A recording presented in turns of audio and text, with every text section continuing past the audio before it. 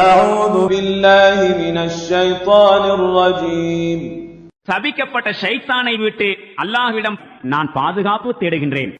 ألم يأتكم نبأ الذين كفروا من قبل فذاقوا وبال أمرهم ولهم عذاب أليم.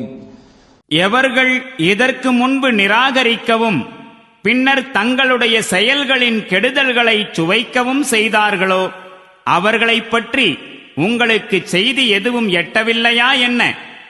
மேலும் துன்புறுத்தும் வேதனையும் அவர்களுக்கு இருக்கின்றது.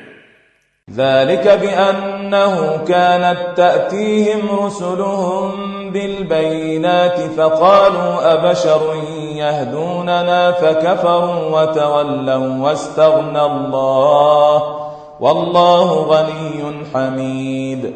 அவர்கள் இந்த கதிக்கு ஆளாக காரணம் அவர்களிடம் அவர்களுடைய தூதர்கள் வெளிப்படையான ஆதாரங்களை கொண்டு வந்த வண்ணம் இருந்தார்கள். இருப்பினும் அவர்கள் கூறினார்கள், மனிதரா எங்களுக்கு நேர்வழி காட்டுவார். இவ்விதம் அவர்கள் ஏற்றுக்கொள்ள மறுத்துவிட்டார்கள், முகத்தை திருப்பிக் கொண்டார்கள். அப்போது அல்லாஹுவும் அவர்களை பொருட்படுத்தவில்லை. மேலும் அல்லாஹு தேவைகள் அற்றவனாகவும் தனக்குத்தானே புகழுக்குரியவனாகவும் இருக்கின்றான்.